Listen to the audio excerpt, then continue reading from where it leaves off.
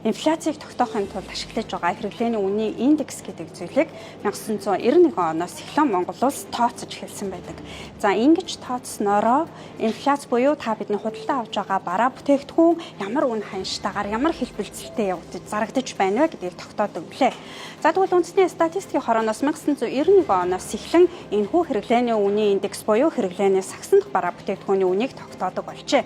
Ингэхдээ хэрэглээний бараа бүтээгдэхүүн энэхүү сагсанд орж байгаа бараа үйлчилгээг 100 гаруй нэр төрлөөс нь тооцож үздэг байсан бол өдгөө 430 бараа бүтээгдэхүүнээс хэрэглээний үнийн индекс буюу инфляцийг тогтоодог болоод байна.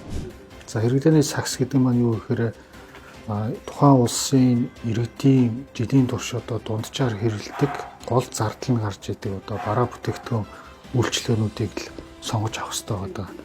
За энэ бол энэ байгаа нэр төрлүүд бол жилээр өгсөн өөрчлөгдөж идэг. Нийгмийн хөгжлөд дагаад технологийн өөрчлөлтөд дагаад өөрчлөгдөж идэг. Бидний зах зээл дээр хэдэн 10 мянган бүтээгдэхүүнийг төлөөлөхөөс энэ инфляцийг тооцохын тулд энэ өөрчлөлтийг бол байнга одоо шинжилж тооцоогоо шинжилж явах ёстой байдаг. Энэ утгаараа бол хэрэглээний сагсыг бид нэр ингээ 3 жил тутам шинжилгээ явж байгаа гэж ойлгож байна.